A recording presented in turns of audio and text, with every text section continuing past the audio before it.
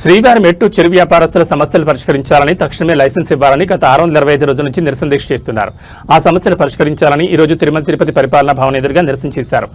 పొర్రిదండాలతో నల్ల గొడుగులతో తిరుమల తిరుపతి దేవస్థానం పరిపాలనా భవనం వరకు పొర్రిదండాలు పెట్టి నల్ల గొడుగులతో నినాదాలు చేస్తూ నిరసన తెలియజేశారు. రేపు జరుగుతున్న టీటీడీ పాలకమండలి సమావేశంలో శ్రీవారి మెట్లు సమస్యలను చర్చించి పరిష్కారానికి తగు చర్యలు తీసుకోవాలని సిఐటియు జిల్లా అధ్యక్షుడు ప్రధాన కార్యదర్శి S Jayachandra, T Subrahmanyam TTD యాజమాన్యాన్ని కోరారు.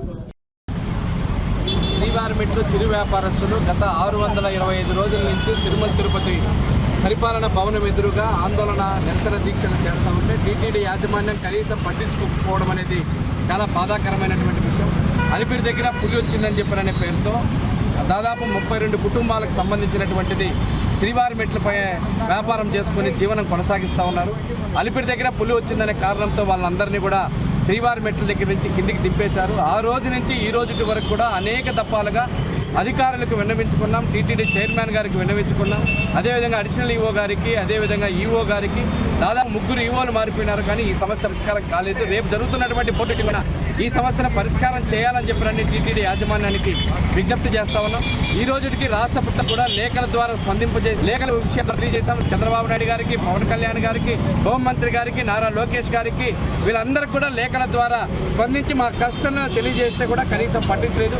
మేమేమో దొంగతనాలు, దోపిడీలు లేకపోతే దారి దొంగతనాలు చేయలేదు. అక్కడ వ్యాపారం, అక్కడ చిన్న పురుగులు అమ్ముకునే వాళ్ళు, టెంకాయ అమ్ముకునే నీళ్ళు అమ్ముకోళ్ళు, అదేవిధంగా ఇతర వస్తువులన్నీ కూడా అమ్ముకునే కార్యక్రమాలు నిర్వహించడం జరుగుతూ ఉంది. అది తక్కువ కనీసం పట్టించినటువంటి దాఖలాలు కూడా కనిపించట్లేదు. అనేకమైనటువంటి సేవా కార్యక్రమాలు అక్కడ చెందడం జరుగుతుంటే అక్కడ నిలకడానికి కావాల్సినటువంటి ప్రయత్నాన్ని అక్కడ కొనసాగించడం జరిగింది.